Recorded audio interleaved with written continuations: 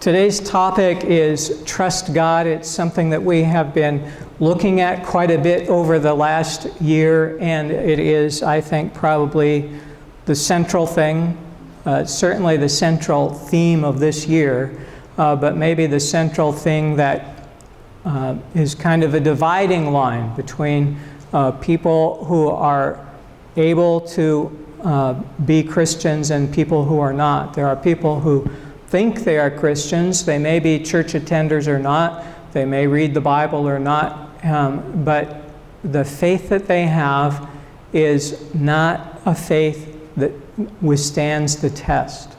And so that's what we're looking at today. We're going to start in Daniel, and in Daniel and in many places of our lives, we'll discover that when people can trust God when things are calm, but sometimes they aren't calm. Sometimes we come under persecution. Sometimes everybody's opposed to what we're doing. So no matter what things look like, will you trust God? So when you get the report that cancer is at stage 4, when someone you love dies, will you trust God no matter what things look like? So we're going to start in Daniel 3:13. Nebuchadnezzar was in a furious rage. So Nebuchadnezzar was the most important leader of the most important nation of his day. And he was angry, not just a little bit angry, over the top, boiling mad. So you don't want to be on the staff of the most powerful person in the world when that person is angry. But if you're on their staff, it may be unavoidable if they have this kind of personality type. So Nebuchadnezzar was furiously mad at 3 of his advisors, not because they were competent, which they were. They were the best in his land in terms of administrating well. But he had designed an idol, and he wanted all the worship to go to himself and the idol, and they refused. They said, we're going to worship God. We're not going to worship you. We're not going to worship any statue or anything that you've made. And everybody else in the country was saying, just go ahead. It doesn't mean anything. Just bow down, pretend. And they said, no, we're not pretending about something so important.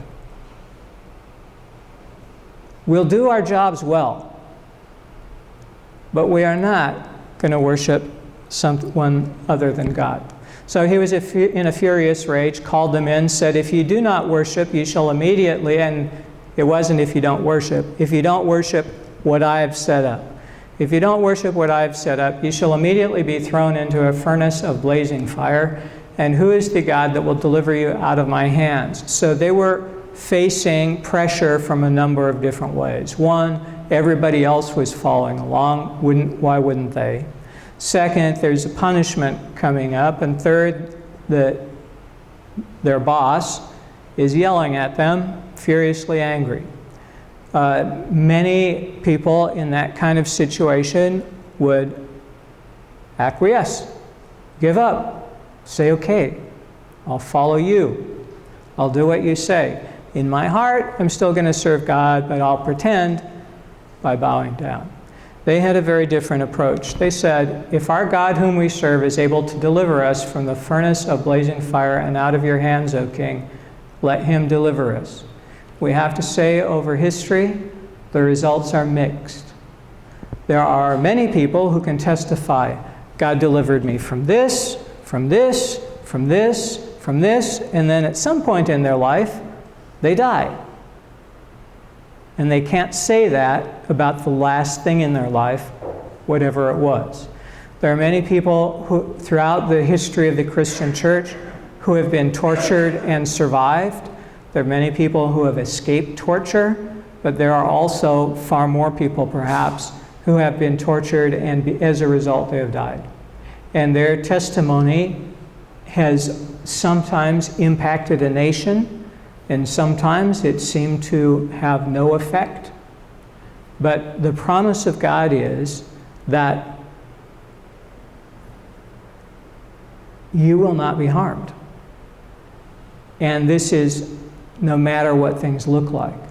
So the promise to Jesus' disciples that no harm would come to them was not fulfilled in a way that they could say, nothing bad ever happened to me.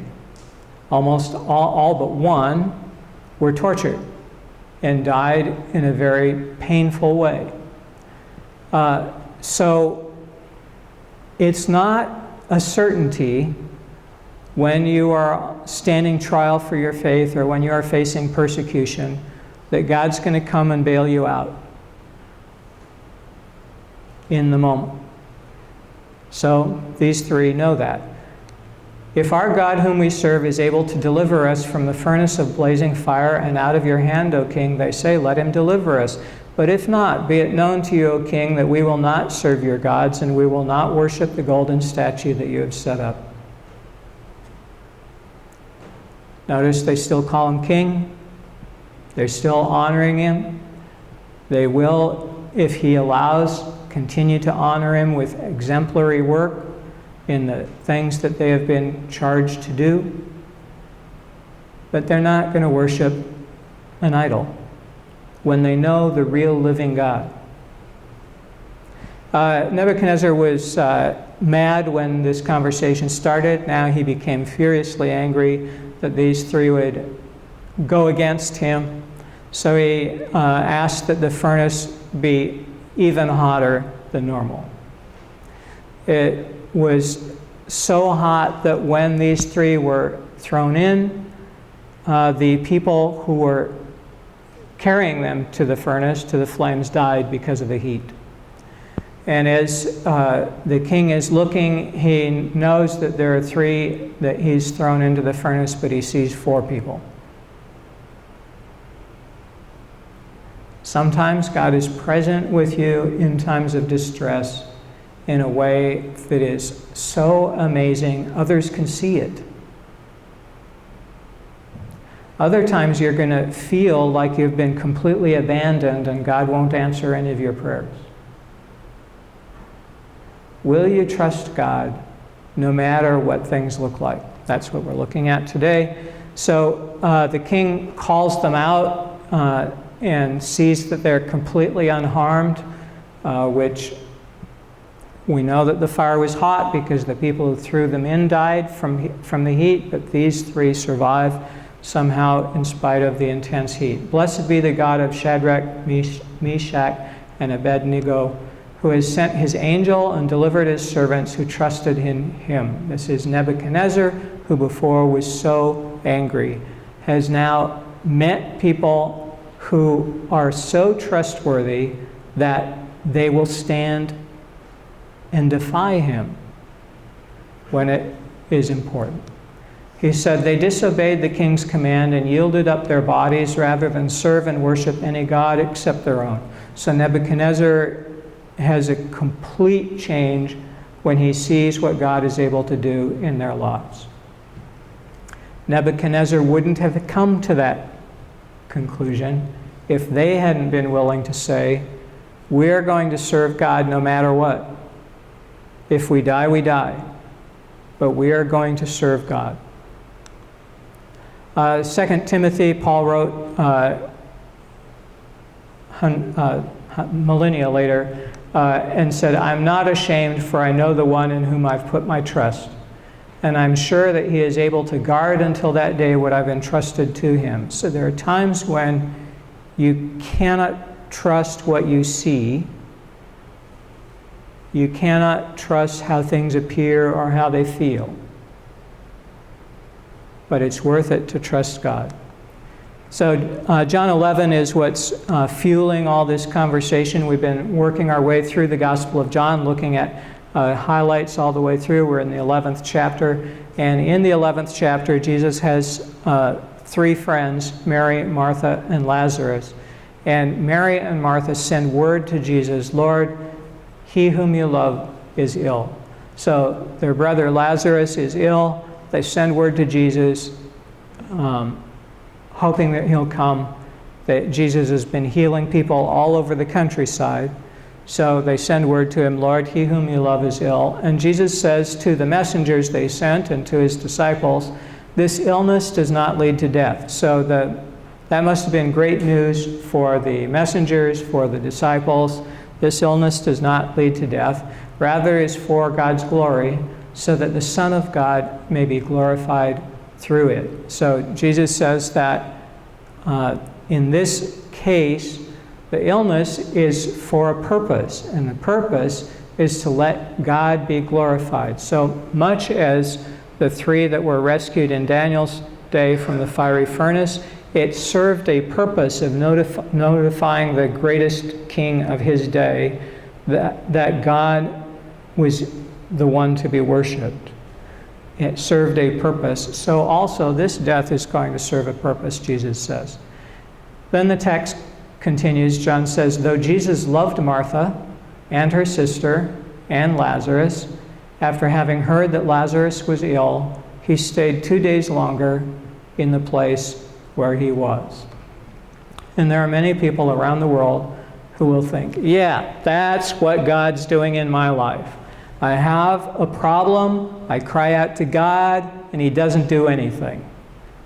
Just waits, just sits, just is absent.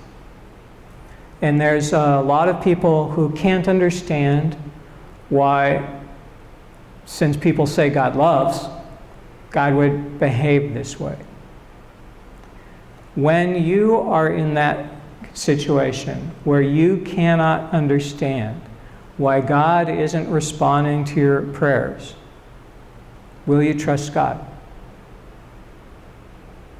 In this particular case, the story doesn't explicitly say what happened. You have to just read through the story and do some computing. So in verse 17, if you skip all the way down there, if you're following along, in verse 17, when Jesus arrived, he found that Lazarus had already been in the tomb 4 days. Can I see the hands of people who loved story problems in math classes? All right, so there's like not very many percentage-wise, but there's a few of us, maybe 10 or so. Can I see the hands of people who disliked story problems in math classes? That's a greater number. I have a story problem for you today that I think is simple enough that even people who hate story problems are going to be okay with it. So Lazarus had been in the tomb 4 days when Jesus arrived. So that 4 is our starting number. How many days did Jesus wait and not do anything? 2. So we have 4 days, take away 2. Is that the kind of story problem that you think is okay, that you can handle? Yeah, all right. 4 days, take away 2. If Jesus had started out the instant he got the message, when would he have arrived? He would have arrived when Lazarus had been in the tomb for 2 days. He waited 2 days, and that caused him to be 4 days late. So if he hadn't waited, he would have been 2 days late. There are a lot of people who only cry out to God when it's a last resort. We do this here on a regular basis. Every year someone loses their keys or something during coffee hour, can't find it, and the last thing they do is pray about it. And they sometimes get many people from this congregation involved who also don't pray about it until they can't find it or solve it on their own. It would be far better for us and for the world if we started involving God earlier. Just talking to God you're going to work Monday morning, talk to God about the day. Don't wait for the day to collapse. Don't wait for the company to be in turmoil. Don't wait for your school to be doing an oppressive amount of homework from all your professors. Start praying before you have any idea there's a need. Mary and Martha didn't do that. They waited, they were doing their best, and by the time they sent word to Jesus, By the time the message got to Jesus, Lazarus had already been dead and in the tomb 2 days. Or at least there was no way he could make it from where he was. Let me say it that way. There's no way he could make it from where he was to where they were, except that he would arrive 2 days late. One of the things that the Bible promises is that Jesus is the visible likeness of the invisible God. So what people might say is, this shows you what I've been telling you. I cry out to God and nothing happens. And they have missed the point of this story. If Jesus had rushed over right when it seemed to everybody else like he should have rushed over, he would have gotten there when Lazarus had been buried 2 days and everybody was still distraught. When he arrives 4 days late, they're still distraught. But they've had some time to think about Lazarus' life, to think about their own, to regroup. It's still raw for them, but it's not like it was 2 days earlier.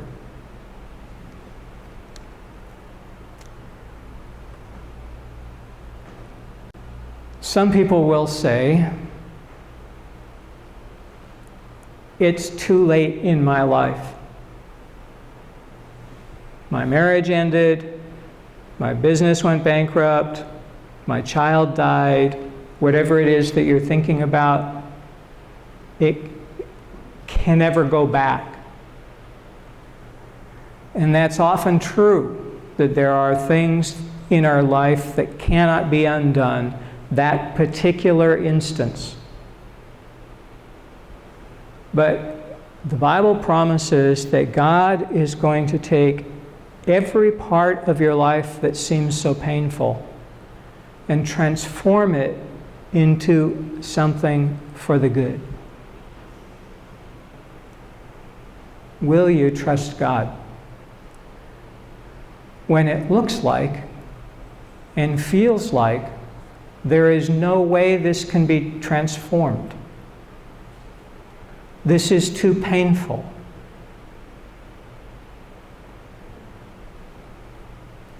In this particular case, Jesus arrived on the scene 4 days after Lazarus had been buried, and Jesus called him out of the tomb, surprising everyone there and causing so much of a stir in the countryside, because everyone in the countryside knew that Lazarus had been dead 4 days, and now they could see him walking through town and at parties and various venues. So people in power decided they needed to kill Lazarus so that his testimony of having been raised from the dead would stop people from finding Jesus. So when Jesus does something good, it doesn't mean that evil stops. You will still face opposition in spite of God's moving in powerful ways in your life. But when it seems like God is absent, God is being strategic and helpful, not absent.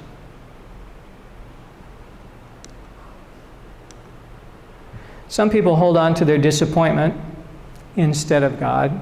They cling to their disappointment. Some people cling to their resentment instead of God. Some people hold on to their fear instead of God. And anything that goes in that blank, it's very unhelpful to you. If you hold on to anything instead of God, it's a bad choice.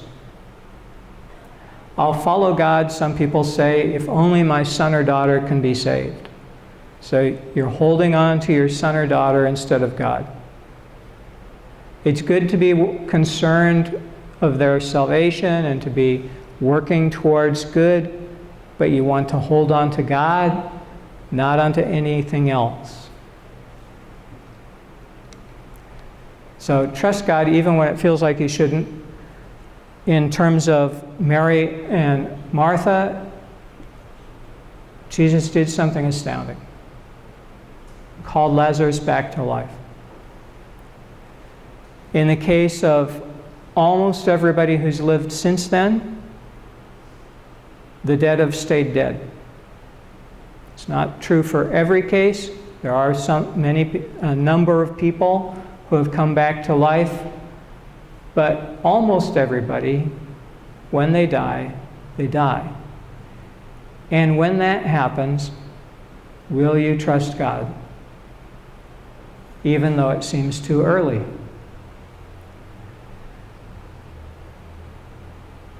It's very easy to put blinders on and to think only what I'm seeing at the moment is true. To not realize that the lifetime that we're living and putting so much emphasis on and so much stock in is basically nothing compared to eternity. To us, it seems so important. But compared with eternity, the 70 or 10 years or 100 years, whatever you get in your lifetime, it's the tiniest amount.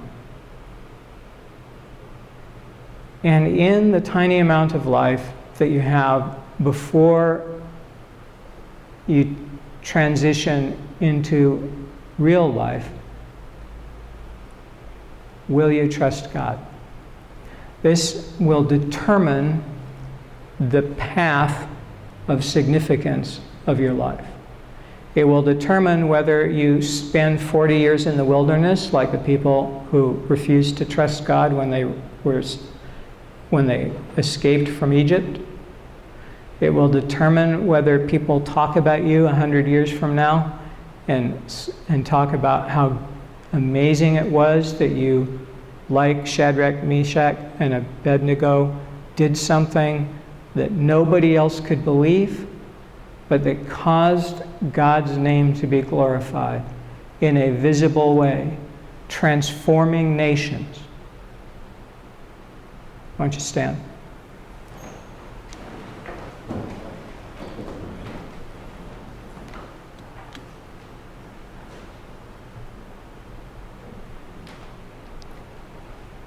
God, it's so easy to read these stories and so hard to live them.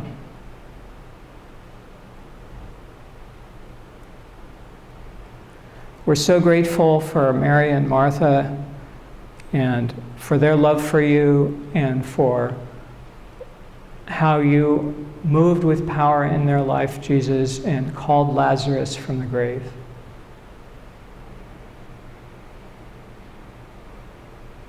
And we're so grateful when you do astounding things around the world that people can't believe.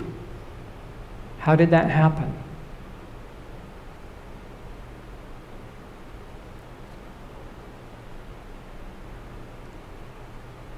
We know, Jesus, from reading your word over and over, that it's not easy to trust you, even though you are completely trustworthy.